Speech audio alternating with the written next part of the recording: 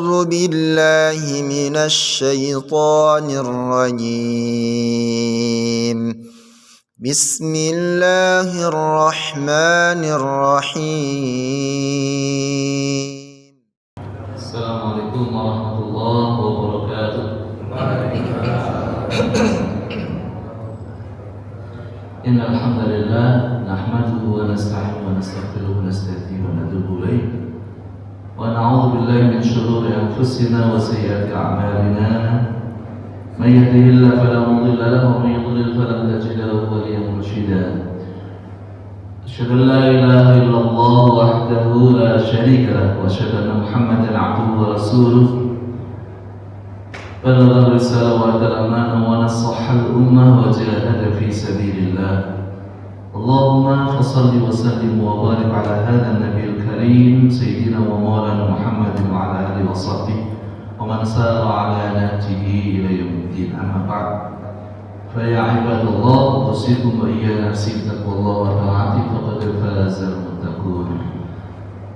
Ma'asyiral muslimin, jamaah salat subuh Masjid Al-Ghani yang dirahmati Allah. Syukur alhamdulillah pada kita selalu panjatkan puja puji syukur kepada Allah Subhanahu wa taala. Hanya atas berkat rahmat-Nya lah kita masih diberikan sehat walafiat di pagi hari ini. Semoga Allah selalu berikan hidayah dan inayahnya. Semoga kita selalu tetap berada di atas jalan yang diridhoi. Amin ya rabbal alamin. Salam dan salam semoga selalu terlimpah tercurah kepada junjungan besar Muhammad sallallahu alaihi wasallam, sanak kerabat, sahabat serta pengikutnya hingga yaumil akhir. Ma'asyiral muslimin rahimakumullah.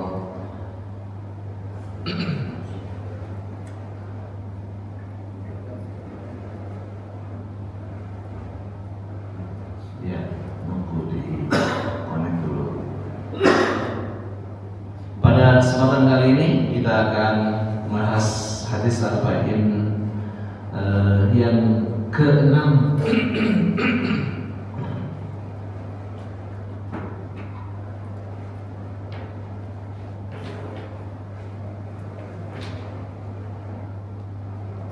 tentang halal haram dan syubhat serta bagaimana kita menjaga hati.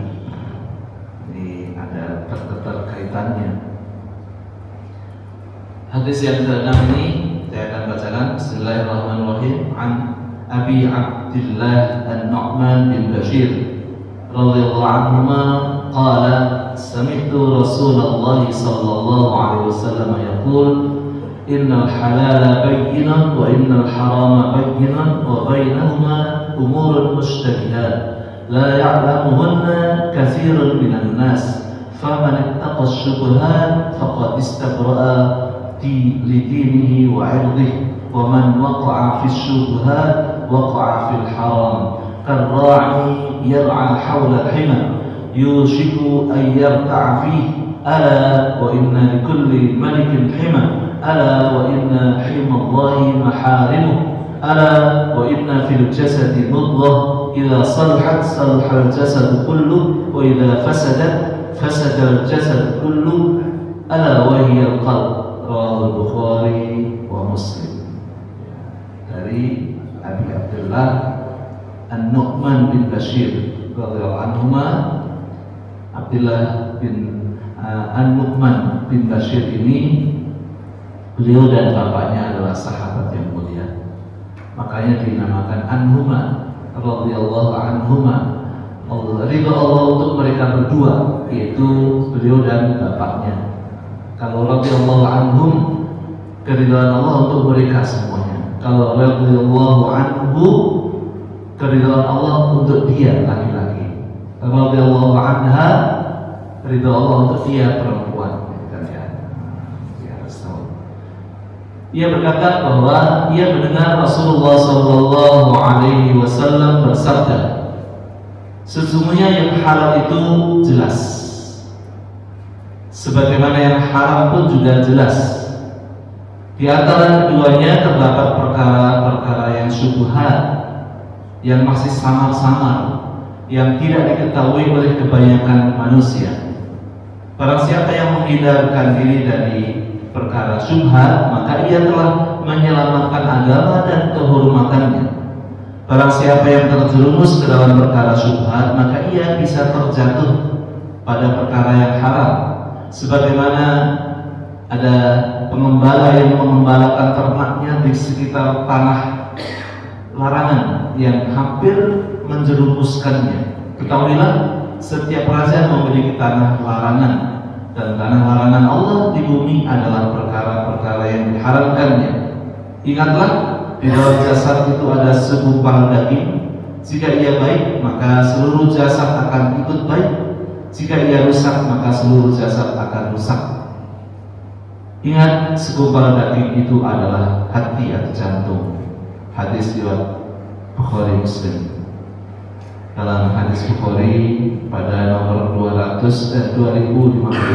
pada riwayat Muslim pada 1500. Saudara-saudara rahmat Allah, hadis ini sangat luar biasa, maknanya dan kandungannya mencakup seluruh agama, karena memang di dunia ini baik itu perbuatan, baik itu makanan, minuman, dan berbagai macam hal, kalau tidak halal ya haram atau syubhat yang masih diragukan.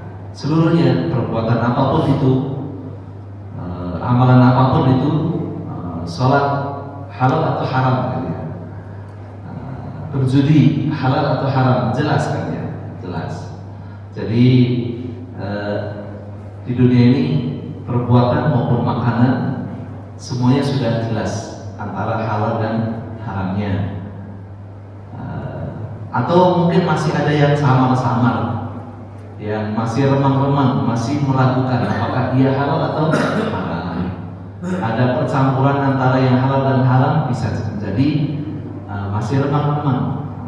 Seseorang yang ragu-ragu apakah ini halal atau haram, itu namanya syubhat. Dan tidak banyak yang mengetahui tentang syubhat kecuali orang-orang yang rasikhun fil ilm, yaitu para ulama yang ilmunya mantap ya. Karena dalam hal ini kita bagaimana kita memahami hadis ini dengan baik. Dan ada kaitannya antara hal tersebut dengan hati yang disinggung oleh Rasulullah SAW dalam akhir hadis tersebut, bahwa di dalam jasad setiap manusia itu ada daging yang menggumpal, baik dia secara fisik maupun non fisik, karena memang orang berbeda pendapat tentang apa itu qalb, apa itu hati. Ada yang mengatakan hati hepar, ada yang mengatakan hati itu adalah jantung, ada yang mengatakan akal, dan lain sebagainya. Terdiri dari berbagai macam hal tersebut, antara hepar, kemudian juga hati tersebut, kemudian yang ada di dalam dada, juga pikiran. Penjelasan hadis, Imam Bukhari dan Imam Muslim meriwayatkan hadis Arba'in Nawawi 6 ini dari Nu'man bin Bashir radhiyallahu anhu. Nu'man bin Bashir adalah sahabat Nabi dari kalangan Ansar yang berasal dari suku Khazraj. Di dalam masyarakat Ansar itu ada dua suku besar, yaitu antara suku Khazraj dan Aus. Dua-duanya awalnya adalah bersaudara, saudara kandung antara Aus dan Khazraj. Berkembang terus sehingga kemudian menjadi kebanggaan masing-masing suku tersebut. Sehingga sebelum Islam itu antara suku Aus dan Khazraj itu sering berperang. Bahkan hanya gara-gara unta saja perperangannya sampai puluhan tahun. Itu namanya dua suku tersebut. Dan di zaman sebelum Islam, mereka ini dimainkan oleh orang-orang Yahudi yang tinggal di sana. Kemudian mereka diadu domba oleh orang-orang Yahudi yang memang terkenal begitu, dan dia jualan senjata kepada Aus, juga kepada Khazraj. Kemudian terus dipanas-panasi supaya berperang. Kalau berperang kan apa? Siapa yang untung? Ya orang Yahudi yang untung, jualan senjata. Seakan-akan, oh ini, saya cuma jual senjata kepada Anda, udah ini dengan senjata saya nanti kalian pasti akan menang. Begitu pun juga dengan Asrat pun juga begitu. Jadi itulah orang-orang Yahudi dari dulu memang suka mengadu domba, ingin menang sendiri dan biarkan orang hancur, yang penting dirinya senang gitu ya. Dan ketika Rasulullah SAW mendakwakan Islam dan orang-orang Aus dan Khazraj itu kemudian menerima Islam, bahkan akhirnya mereka kemudian mengundang Rasulullah SAW untuk hijrah ke mereka, dan mereka semuanya sebagian besar sudah masuk Islam.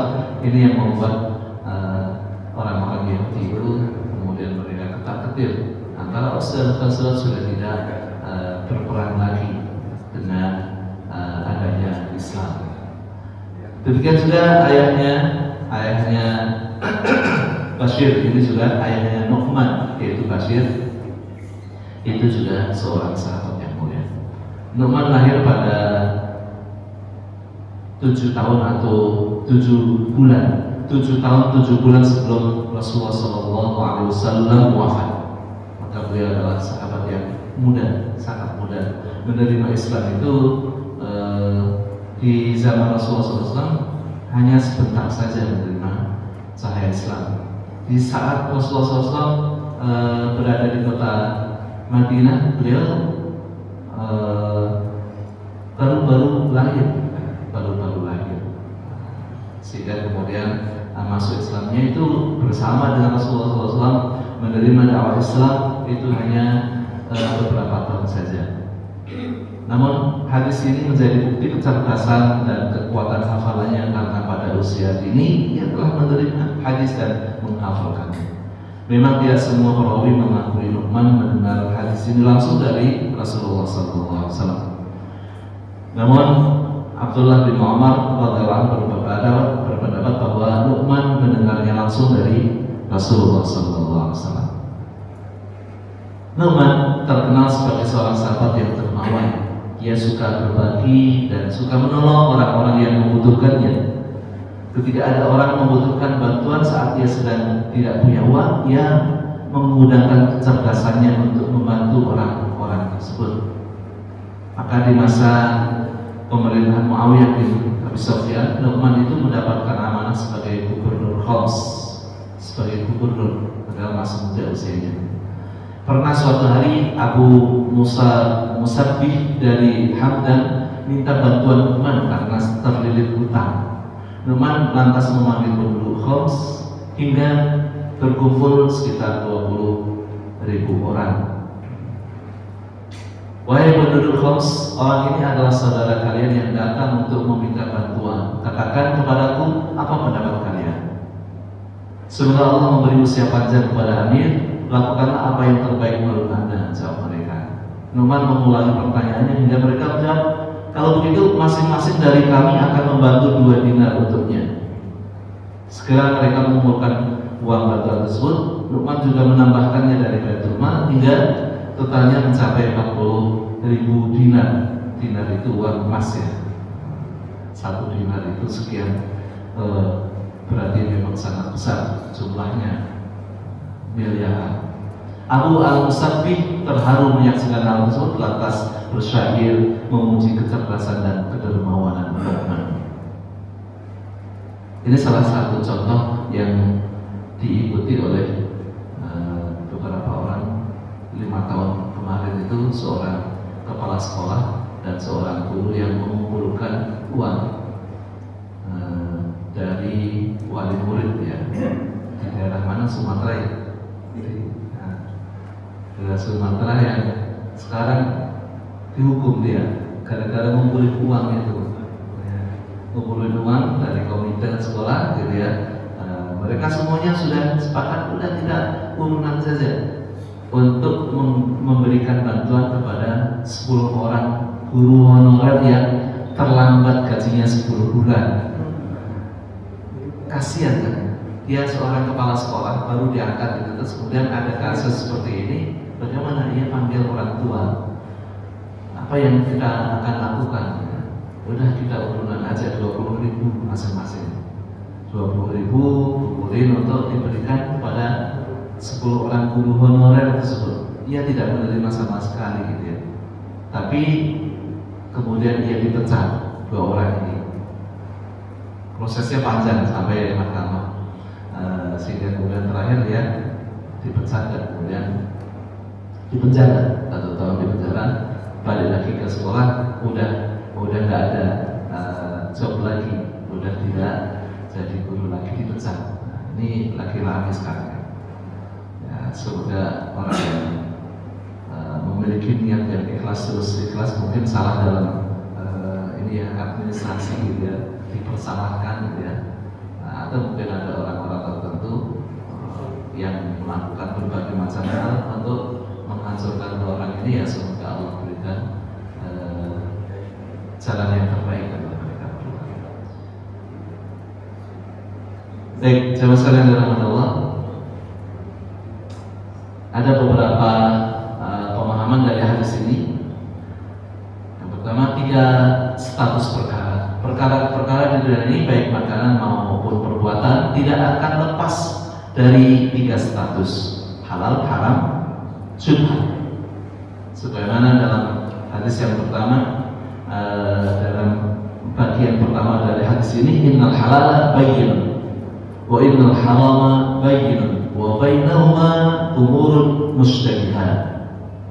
Sesungguhnya yang halal itu jelas, yang haram itu juga jelas.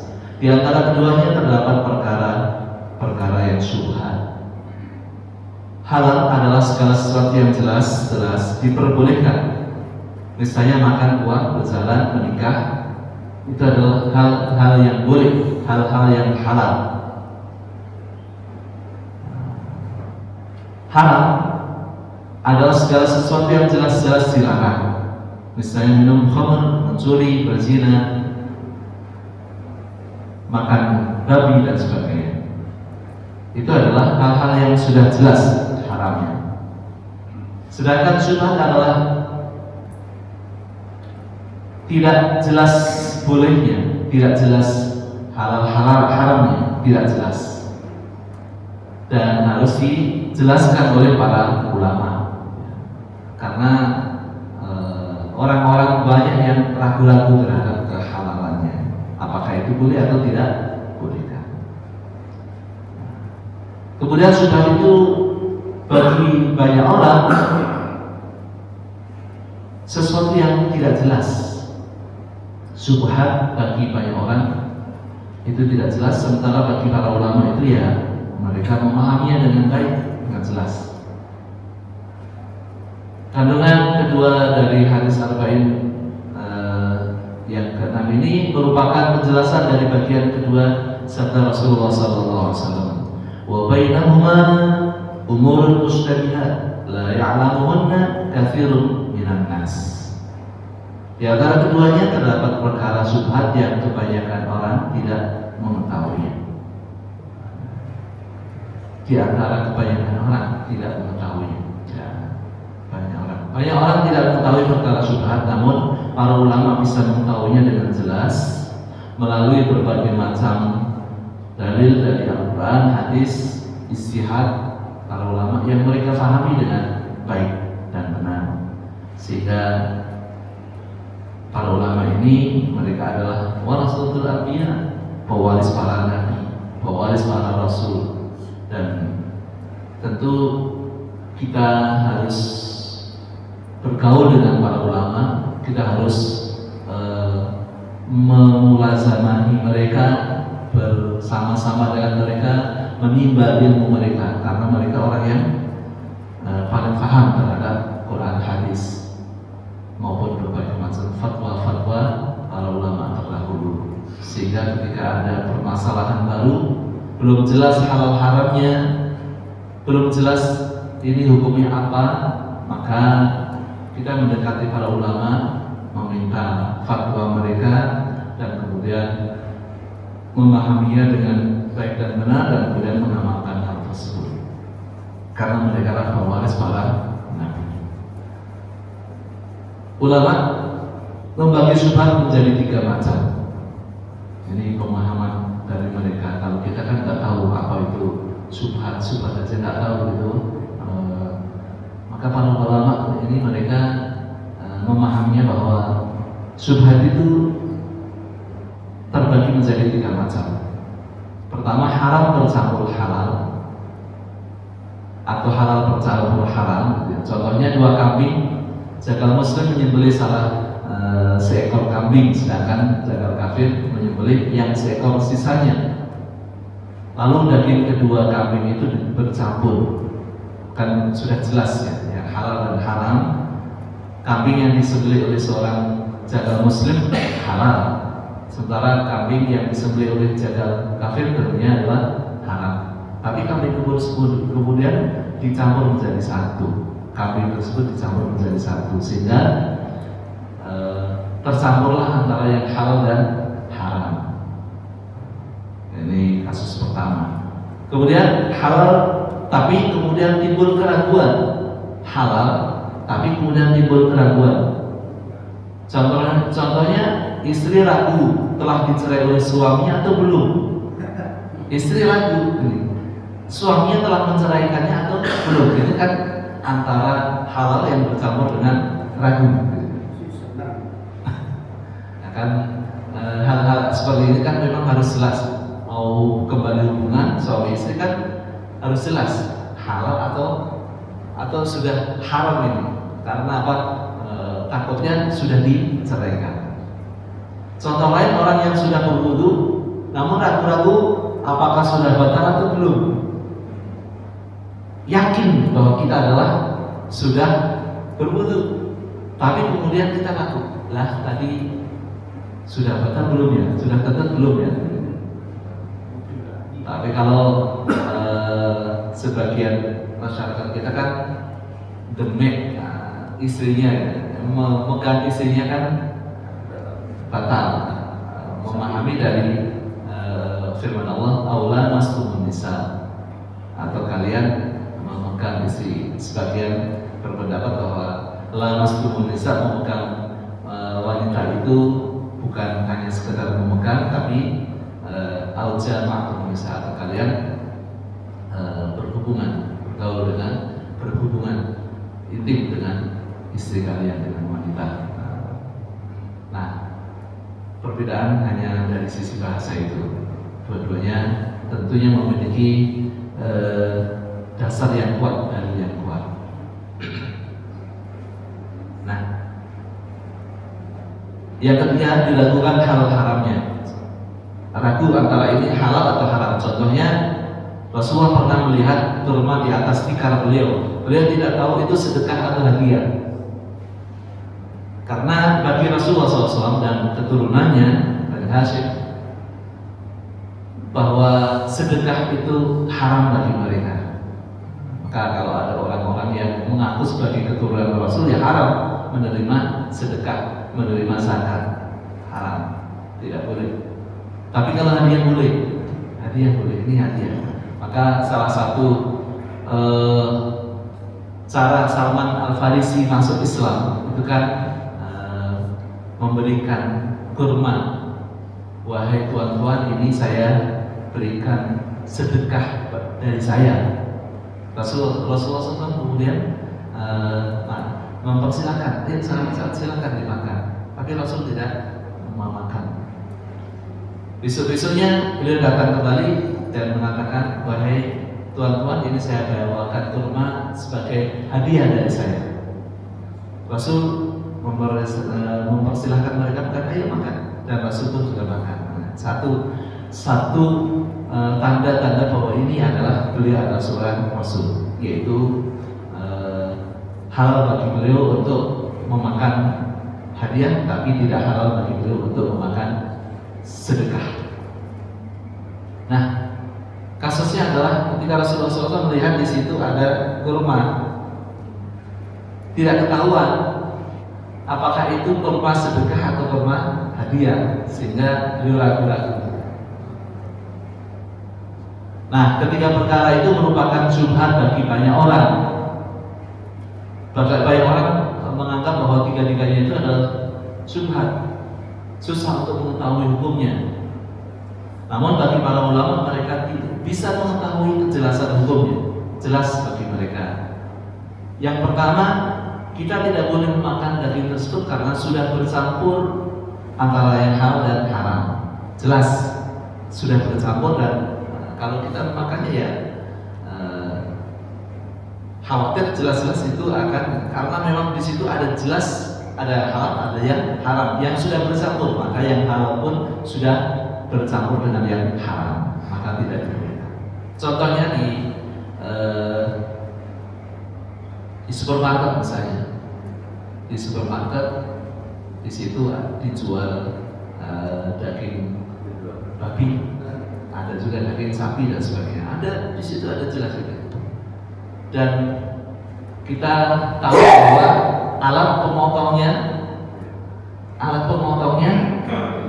hanya satu saja, sama di situ.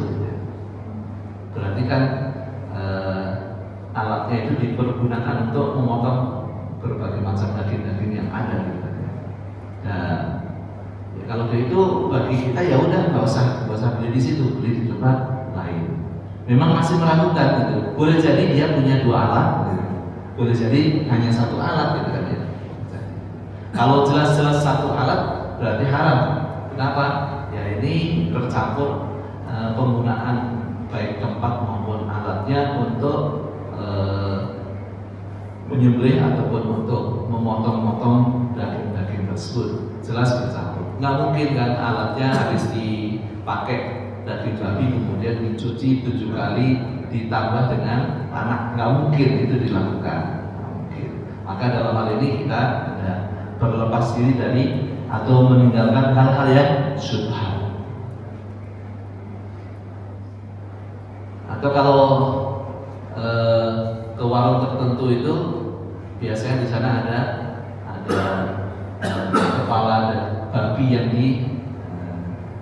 digantung gitu ya. Oh ini, walaupun kita yang makan apa? Ya kita makan ya. Kita beli telur, kita beli nasi ayam gitu. Tapi di situ menunjukkan bahwa dia juga memasak. Maka ya udah kita tinggalkan saja. Boleh jadi dia punya dua alat masak sehingga tidak bercampur, tapi boleh jadi ada hal-hal yang bercampur, maka kita tidak membelinya.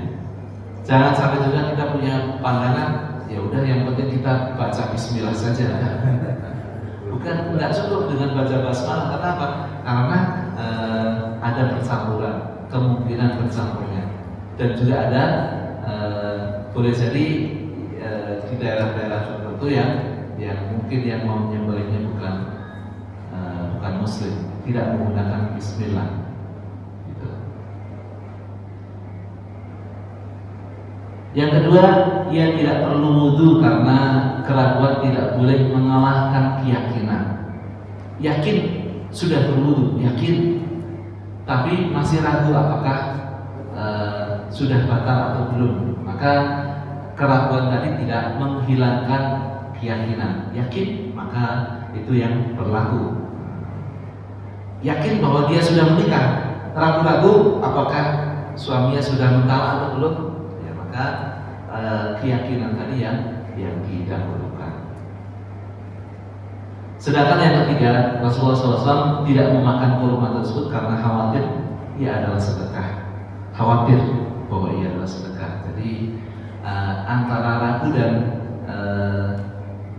keraguannya tersebut 50-50 bahwa ini halal atau haram, ini sedekah atau ini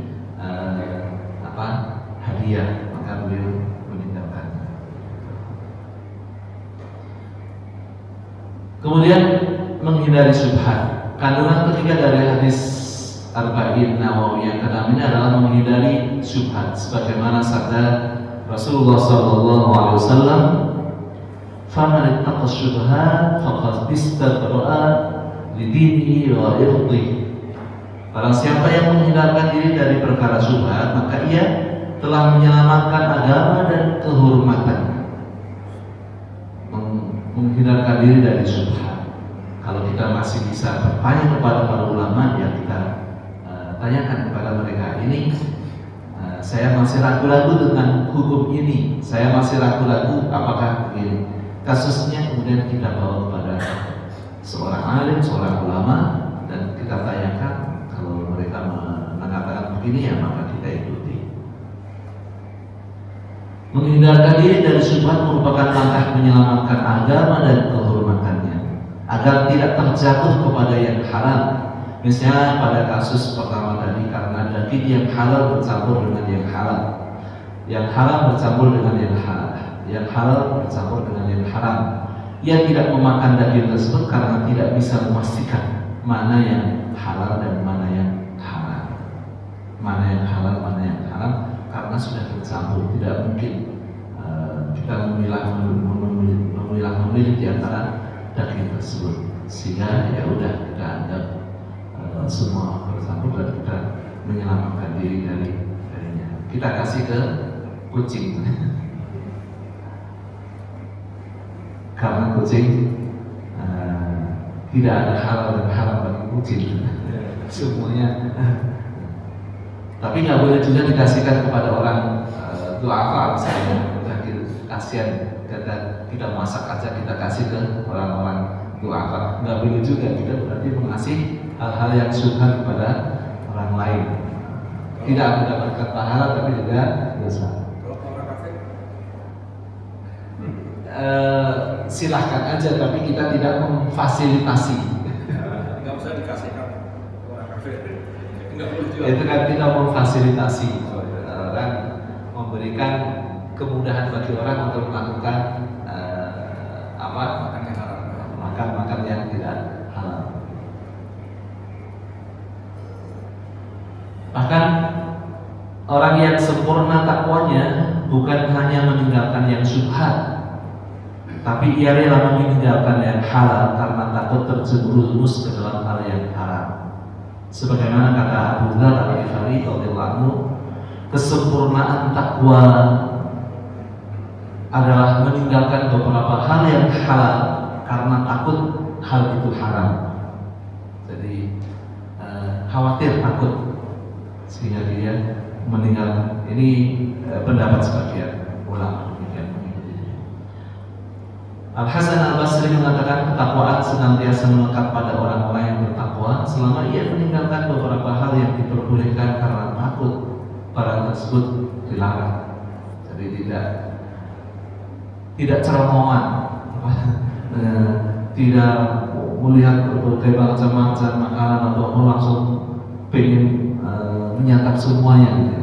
Khawatir ada hal-hal yang haram, maka meninggalkan hal-hal yang halal. Sebaliknya menurut Syekh Muhammad bin Abdullah Al-Jabjani Al-Dimyati dalam Al-Jawhar Al-Lu'lu'ah fi Syarah Al-Arba'in An-Nawawiyah, seseorang yang sering melakukan syubhat maka akan terkena haram sedangkan ia tidak mengetahuinya. Bahkan jika sembrono dengan hal yang syubhat, ia akan terjatuh dalam keharaman yang lebih besar lagi.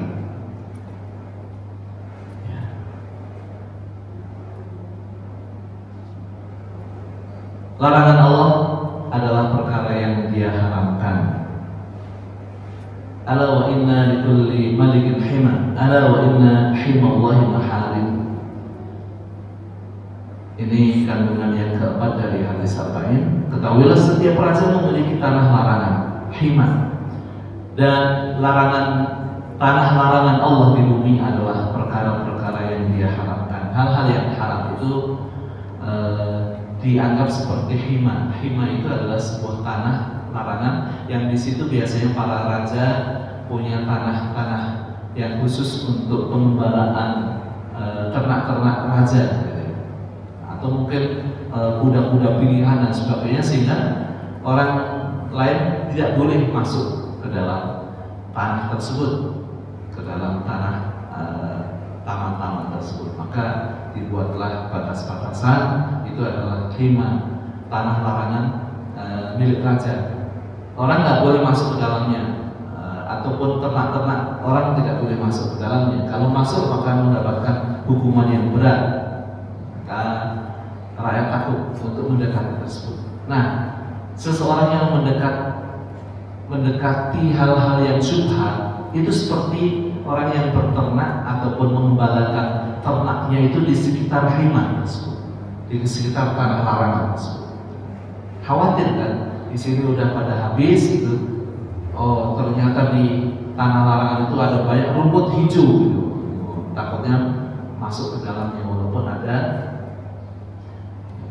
batasnya atau ada pagarnya. Pagarnya ternyata ada juga yang bisa nyerobot, bisa masuk ke dalamnya. Nah, kalau seperti itu kan dikhawatirkan apa? Ya nanti dia akan dihukum oleh raja. Bukan hanya ternaknya diambil dan kemudian orangnya dihukum. Begitu. Itu raja-raja dahulu itu memiliki tanah yang mereka pakai seperti itu. Itu dinamakan hima.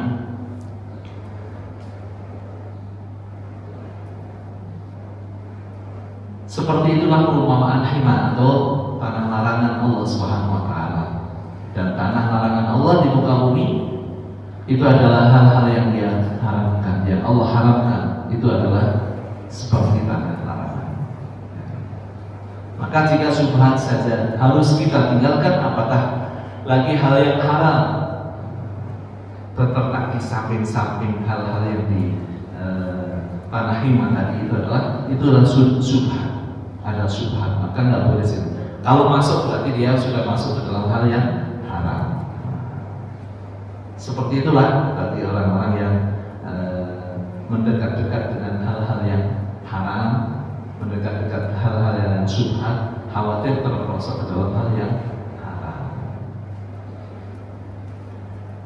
Seperti juga ketika seorang di bulan Ramadan, di siang bulan Ramadan, suami istri berciuman gitu kan ya. Maka kata Rasul kepada orang tua ketika bertanya, apakah saya mencium istri saya batal puasa saya? Oh tidak. Tapi ketika yang bertanya itu orang yang masih muda, masih gagah, gitu, apakah saya batal mencium istri saya? Ya batal gitu. Kenapa dia? Ya kalau orang tua dia mampu mengendalikan nafsunya. Hanya ciuman saja tidak masalah. Kalau anak muda, kalau mencium istrinya di siang bulan Ramadan, ya takut kebablasan, ya, maka haram. Itulah hal-hal yang harus dijaga, hal-hal yang syubhat. Nah, jika syubhat saja harus kita tinggalkan, apatah lagi hal-hal yang haram, baik berupa makanan seperti daging babi dan minuman keras maupun perbuatan seperti zina, judi dan korupsi. Ini hadiah. Apakah memang ada hadiah khusus kalau kita tidak ada hubungan baik dengan dia? Kalau kita tidak memberikan fasilitas kepada dia, memberikan kemudahan bagi dia untuk dapat proyek ini, apakah kita akan mendapatkan hadiah dari dia? Tentu enggak ya. Itu hadiah-hadiah yang masuk kategori syubhat atau bahkan bisa masuk ke dalam korupsi. Kalau di KPK langsung ditangkap. Ya ini tidak akan mengurangi, ya memang tidak mengurangi jatah. Tapi ada hal-hal yang dibalik itu. Sebagaimana juga ketika seorang pemungut zakat di zaman Rasul, memungut zakat di bawah sana. Ada orang-orang yang kasihan, ini zakat saya ini hadiah untuk Anda, ya. Pemungut zakat. Memang jelas di situ jelas kan, bahwa ini adalah zakatnya sebetulnya tidak mengurangi zakat sama sekali.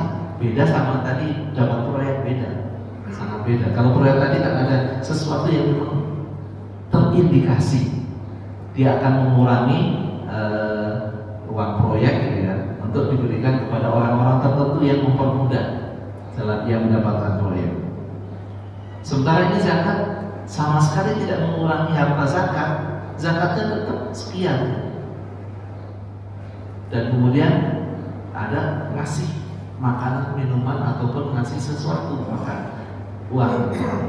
Ini uang untuk Anda, sedekah ataupun kebaikan untuk orang. Dan ketika itu dilakukan oleh Rasulullah SAW, enggak semuanya untuk masuk ke Baitul Mal. Apakah kalau kamu tidak keluar, tidak dipekerjakan di pemungut zakat, apakah dia akan memberikan itu kepada? Ya enggak ya Rasul, ya udah semuanya diberikan. Itu apa? Kekhawatiran Rasul, jangan sampai orang nanti akan mempermudah untuk masuk terperosok ke dalam hal-hal yang syubhat. Ini kan sebetulnya kalau zakat ini kan sangat jelas gitu ya, bahwa ini adalah zakat, ini adalah sedekah ataupun hadiah, tidak masuk ke dalam riswah, tidak masuk ke dalam kategori korupsi gitu ya, ataupun sokong gitu ya. Begitu. Maka itu semuanya untuk membersihkan mereka dari hal-hal yang haram, maka itu semuanya diambil. Dan Rasul tidak menzalimi seseorang, mereka digaji dari Baitul Mal tadi. Ya udah cukup untuk keluarga. Pengajian mereka cukup untuk keluarga, nggak perlu tambah fasilitas lah ya. Kalau udah mobilnya udah bicara lama ya nggak usah pengen beli mobil yang lebih hebat lagi gitu. Cukup, itu masih cukup, masih bisa jalan, masih bisa baik dalam perjalanannya. Ya udah, beli dari yang halal, yang jelas-jelas yang halal. Hati adalah kunci. Dikaitkan Rasulullah SAW mengaitkan yang halal haram subhat tersebut dengan masalah hati. Ala wa inna fil jasadi mudghah idza saluhat saluha al-jasadu kullu wa idza fasada al-jasadu kullu ala wa hiya al-qalb. Ingatlah dalam jasad itu ada segumpal daging. Jika ia baik, maka seluruh jasad akan ikut baik. Jika ia rusak, maka seluruh jasad akan ikut rusak. Ingatlah segumpal daging itu adalah hati. Jadi dikaitkan, Rasulullah SAW mengaitkan antara hati dengan makanan, dengan perbuatan, baik yang halal maupun yang haram. Hati manusia suci bersih. Setiap bayi yang lahir itu lahir dalam keadaan fitrah. Kedua orang tuanya ataupun lingkungannya yang menyebabkan orang itu kemudian hatinya terkotori. Dosa-dosa yang menyebabkan hati manusia terkotori. Kalabal rona ala qulubi maka disebut. Sekali-kali tidak, tapi akan karena disebabkan perbuatan mereka, hati mereka menjadi merona. Hati mereka menjadi tertutup. Semakin lama semakin tertutupnya, semakin tebal dan sehingga menjadi kasar, menjadi keras.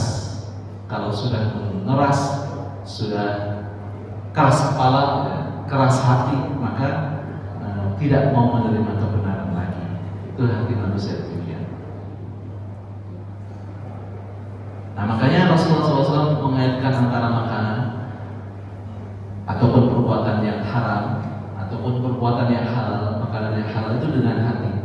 Hati yang baik itu akan mendapatkan makanan yang baik-baik, maka akan menyebabkan hati yang menjadi baik.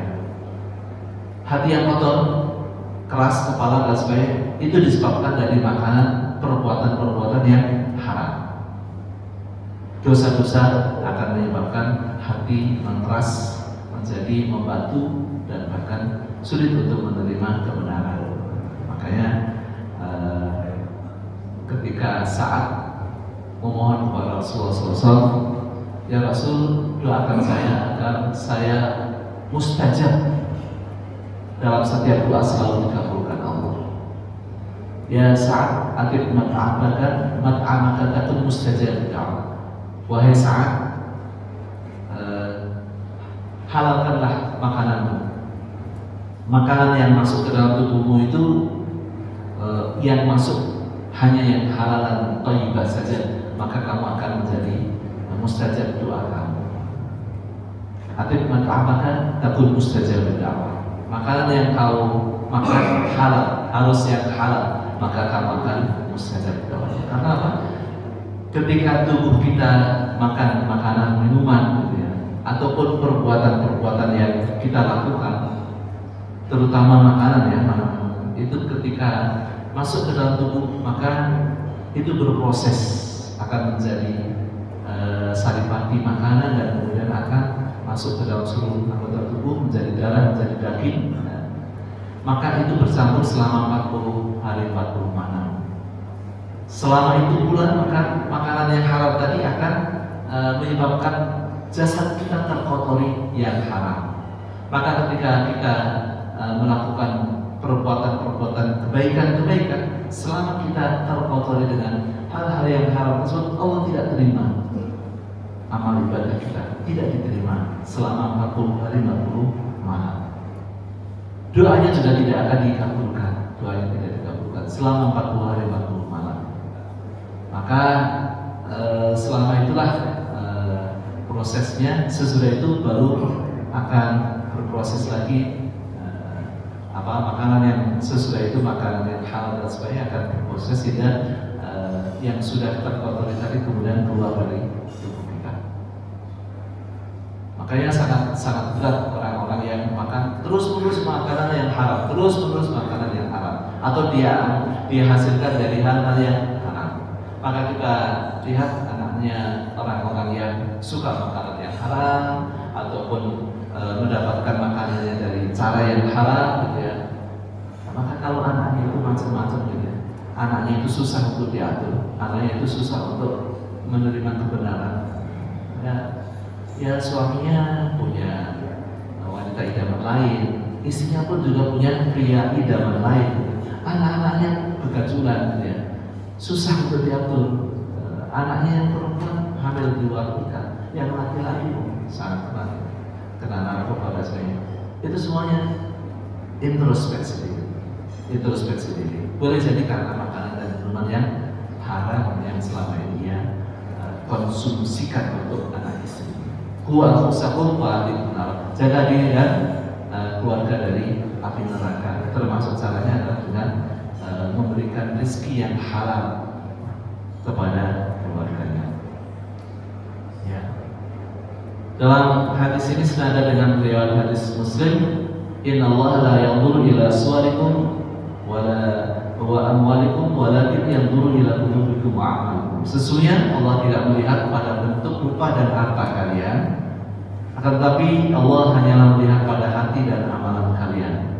Karenanya kita harus bersungguh-sungguh membersihkan hati dari segala penyakit yang bisa mengotorinya.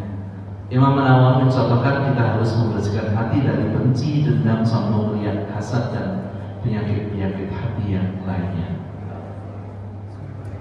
Salah satu caranya dengan banyak istighfar, banyak mengonsumsi hal-hal yang halal, dan kemudian kita bertobat dari hal-hal yang haram.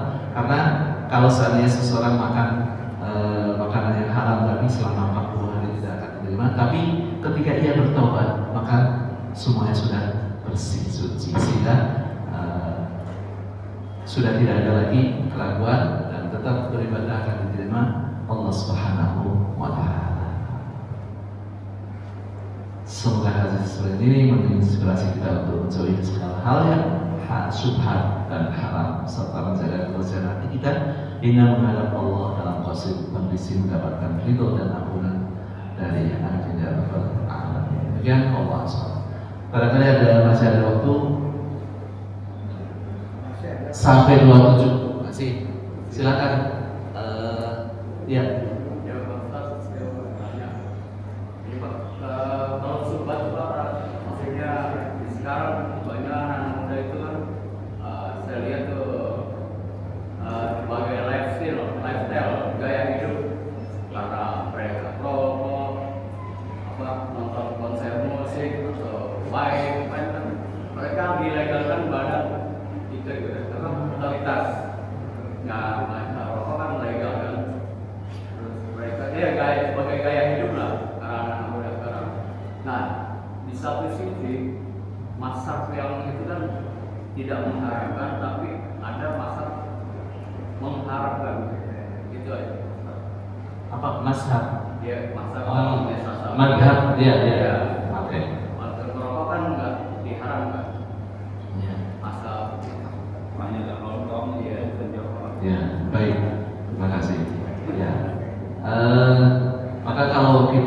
ingin bersih suci dari berbagai macam hal-hal yang masih diragukan halal dan haramnya. Ada ulama yang menghalalkan, ada ulama yang mengharamkan, ada yang memakulkan, gitu ya. Maka udahlah kita berlepas dari itu semuanya. Kenapa? Kita ingin hidup bersih. Oh, ini kalau saya udah dari kecil saya merokok, saya nggak bisa keluar. Ya. Kalau dengan Bismillah, insya Allah bisa meninggalkan itu. Jangan sampai kita nunggu sakit duluan. Jangan sampai nunggu sakit, karena memang para dokter juga ternyata tidak ada yang menyarankan untuk biar sehat merokok saja, tidak ada. Begitu, Allah. Jadi tentunya untuk ku anfusakum ahlikum nar, jaga diri dan keluarga dari api neraka tersebut, kita juga perlu untuk mencontohkan kita suami istri dan bagaimana supaya kita memberikan rezeki yang halal kepada keluarga dan sebagainya. Insya Allah masing-masing kita harus menjaga diri dan keluarga kita. Waktu masa muda-muda, waktu masa kegajulan, dengan pengennya usaha kemarin dan sebagainya, tapi kita didik mereka dengan baik-baik, tidak melarang dengan arogan dan sebagainya, tapi kita bagaimana memberikan pemahaman.